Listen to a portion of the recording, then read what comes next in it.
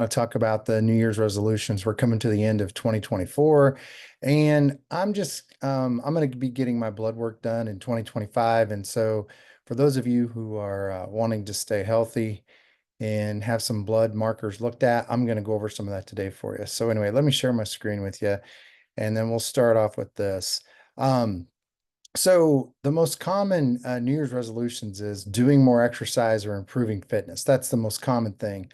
Losing weight's number two, improving my diet, saving money. So you could see the top three right there are health related. So you're doing exercises, improving fitness, losing weight, and improving the diet. So one of the things you want to look at is, well, what do we have problems with? 10 of the most common health conditions after 40. This is what shows up. It says the most common health problem for adults over 40 is high blood pressure. Okay, that's 35% of the people have high blood pressure. The next thing is followed by anxiety and arthritis at both 29%, then high cholesterol and depression at 26%. And it says the prevalence of health conditions declines with income. So, this is where you're going to have to do some additional testing because what I've noticed is your traditional doctors are not looking at these labs. And we'll go over some labs that you want to dig deep into. So they're looking at the basic things. And if everything's okay or seems to be okay, then you're fine. But they're not really looking deep for those people who just don't feel right. I know when I was going through my health condition, I didn't feel right. I felt off. I had a thyroid condition and they missed it for years. They put me on medication. And so anyway, I just don't want to see anybody else go through that. So I treat a lot of women. And so these are some of the things that, like Mother's Day, 6 common health issues for women in their 40s, over 40s. Okay. So just want to go through this and kind of lay the groundwork so you can see what's going on. So when we start doing that, the number one is vitamin deficiencies. And I promise you, most doctors are not going to look for vitamin deficiencies. I almost have to beg my patients to have their doctors look at vitamin D levels or B12 levels or folate levels. And there's a lot more than that, and we'll go over that. But that's the most common is vitamin deficiencies. Next, diabetes. I'm going to show you some labs that you run on diabetes that your doctor's not looking at. You really want to look at these. I've been really deep diving into this because I've been fasting and I've been trying to get my insulin, my fasting insulin levels down. And we'll talk about why we want those down so that but that's your health. I mean, your metabolic health is your health. So if you're not good metabolically, then you are not going to feel good. And metabolic disease is the gateway to all diseases. So we'll go in depth on that. Next is menopause. A lot of women have issues with menopause, going through menopause. Um, and here's what I'm going to tell you. If you don't have if you have vitamin deficiencies or you have metabolic syndrome, then going through menopause is going to be even more miserable. It's going to be even harder. Okay. So you got to get those things straight. Um, Osteoporosis is another one. We're going to talk, I'll just tell you right now, osteoporosis is a lot of people miss it. I see women going to the doctor. Oh yeah, they got me on calcium. Well, look, if you're not on vitamin D and K2 to help grab that calcium and pull it out of the vessel and put it into the bone, you're just wasting your money on calcium and it's not working anyway. It's probably getting deposited in the vessels, and that's why heart disease is up. That's why cardiovascular diseases are up. So you really got to know that. And with my patients, we get them on vitamin D3 with K2, and that, like I said, grabs the calcium out of the vessel, puts it into the bone where it belongs, and you need good, strong bones. But if you don't know that, you just take calcium and you think that's going to work. It's not. That's not the cure to osteoporosis. Um, Next, heart disease, huge. If you have heart issues, we really need to look at metabolic issues, and we also need to look at some blood markers that they're not typically looking at. And we will go over that. I will show you the labs we run. So if you hang in there, we'll watch those, and then you can have your doctors run those. And if they won't run them, contact us. We'll run them. We'll get them for you. But you're gonna have to pay out of pocket for that. Again, you know, if you want to know this stuff, you're probably gonna have to pay for it, okay? Because they're not going to cover it unless I shouldn't say they are not going to cover it. It's just hard to get them to do it because they're not used to running these tests. Okay. Next, breast cancer. Um, you want to pay attention to that. Have your doctor be running, doing breast exams on you and mammograms on you. and I'd be looking at markers on that as well. And another one we see a lot of is stress-induced mental health conditions.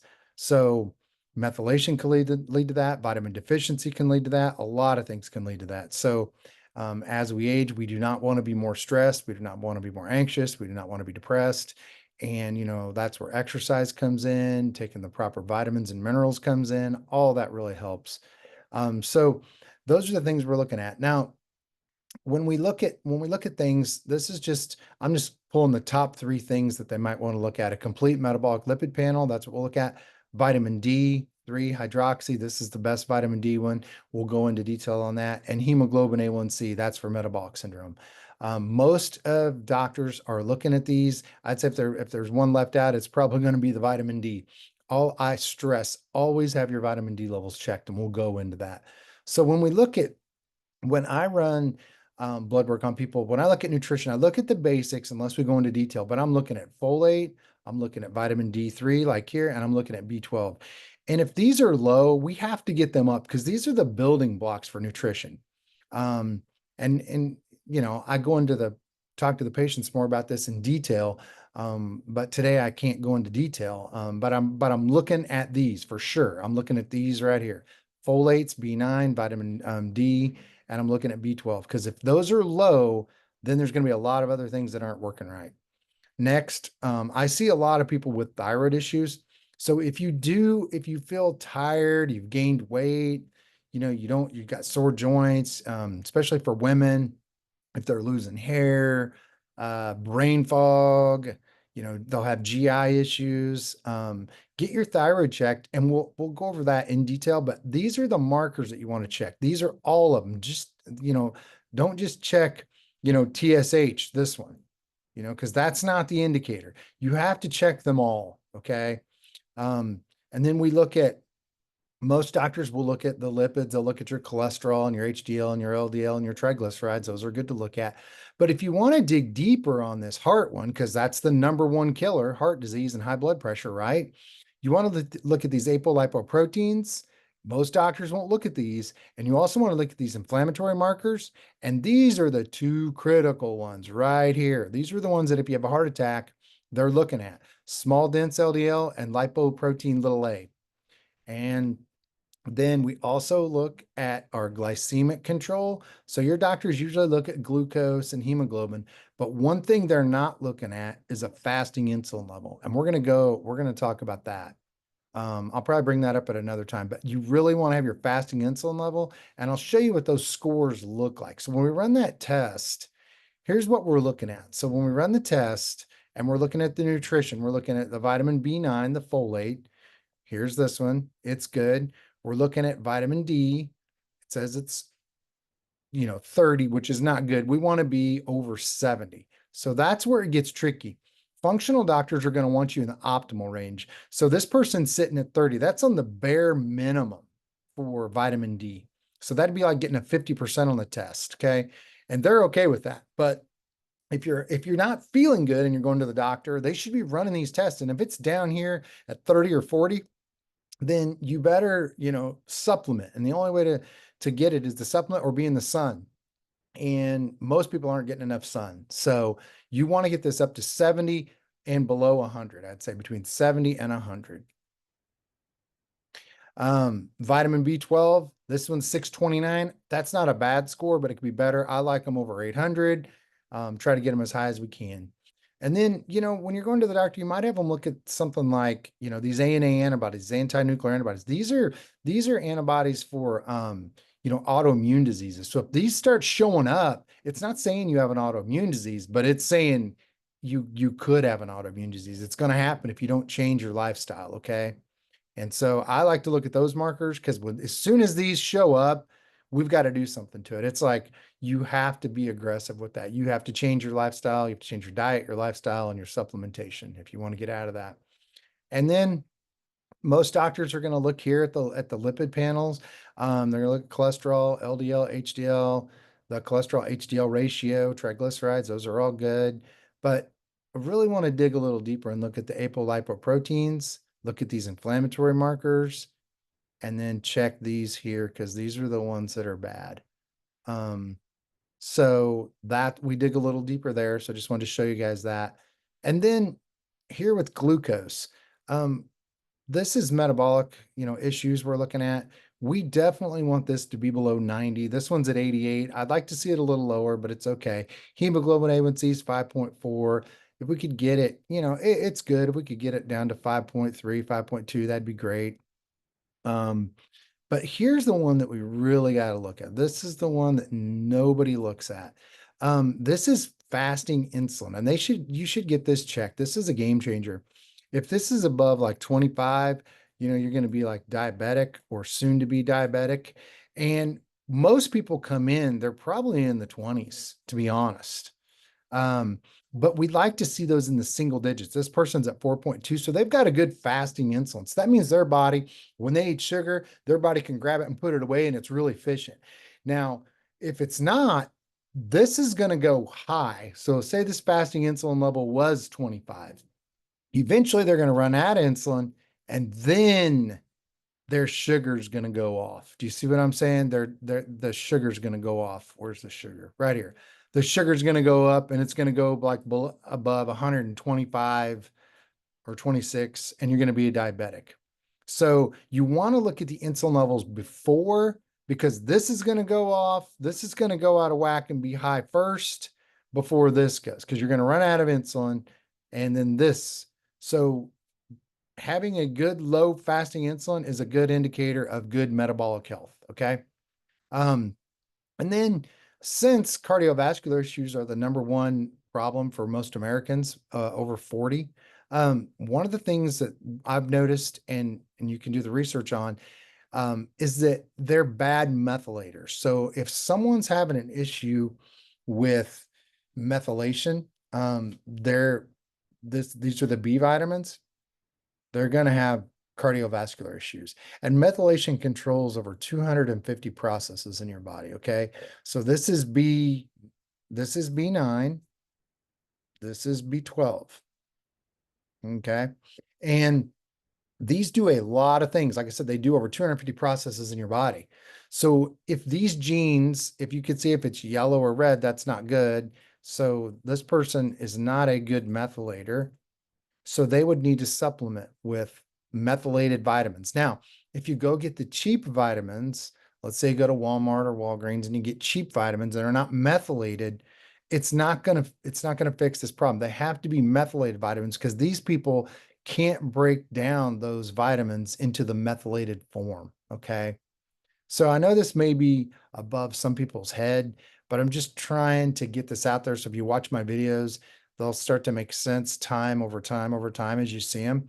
But if you're going to get any vitamins, you want methylated. And I'm going to show you what that looks like at the end because I have vitamins that I recommend for patients, and they're always methylated B vitamins. Okay.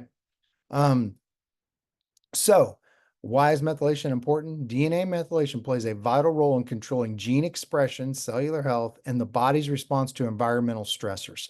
So, we all have environmental stressors. So, this process ensures that your DNA functions properly and that the cells grow and divide in a healthy, controlled way.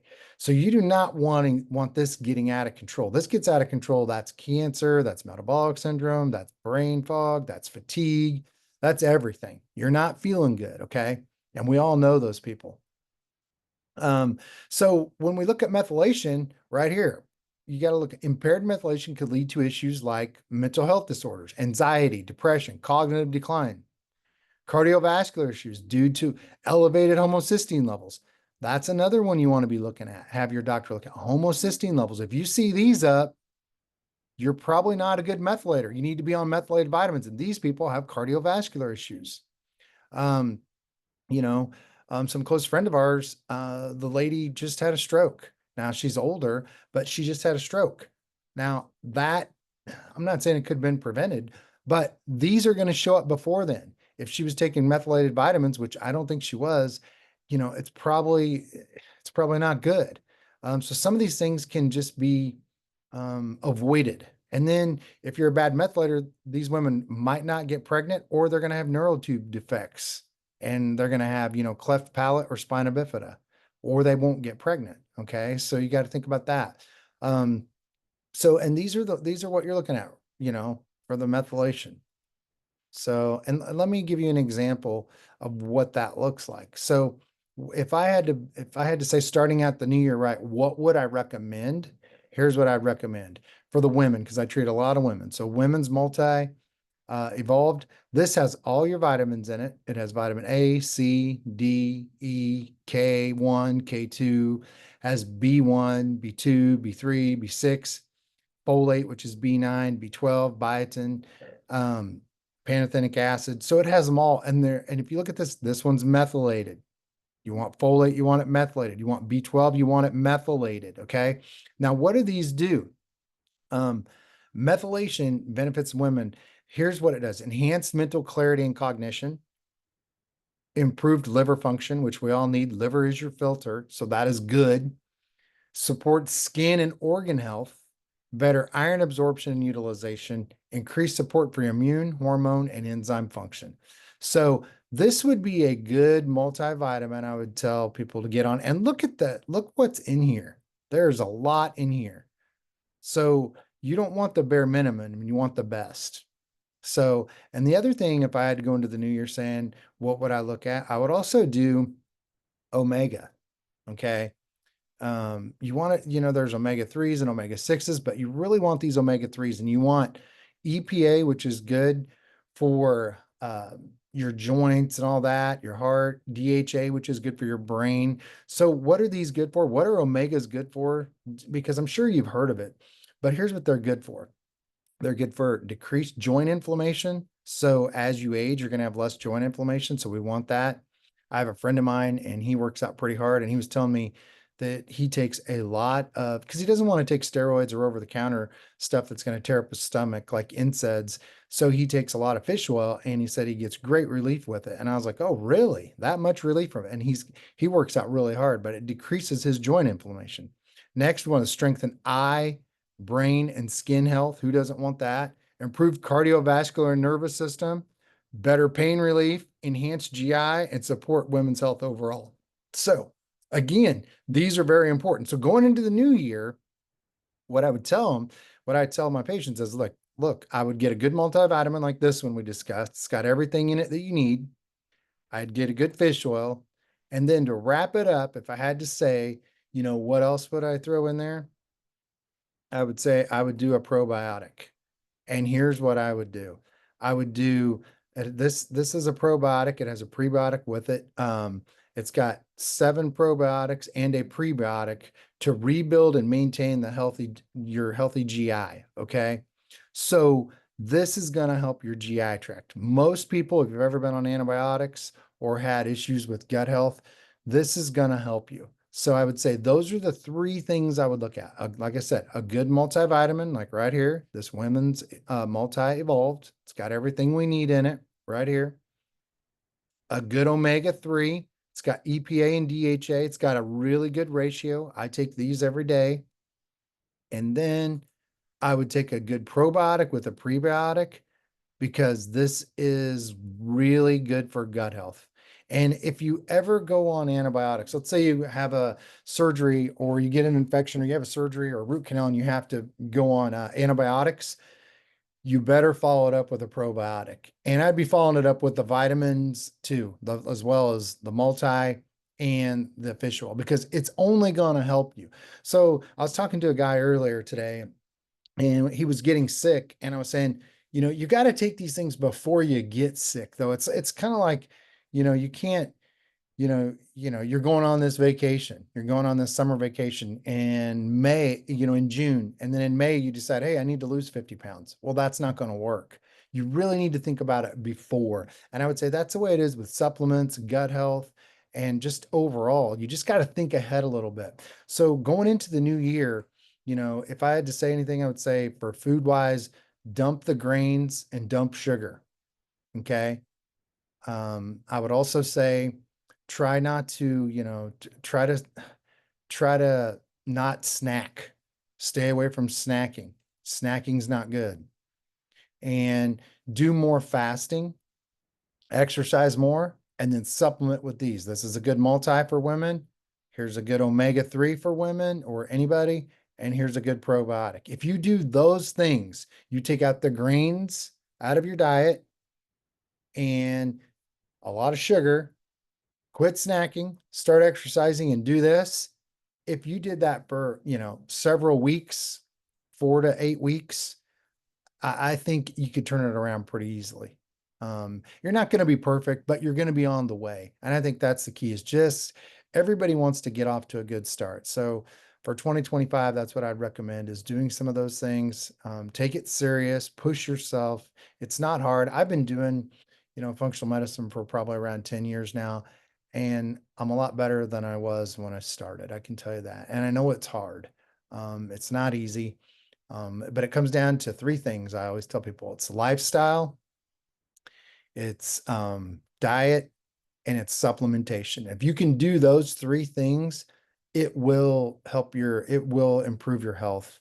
And so work on those. And then if anyone ever needs a health assessment or wants a health assessment, you can click the link below. I'll have these in our notes, the vitamins that I recommended for the women today right here. And then if anyone's interested in a health assessment and wants to really deep dive into some of these tests, like this one here that we looked at, this is one test that I run on people. And it's going to tell us a lot. It's going to tell us how healthy you really are.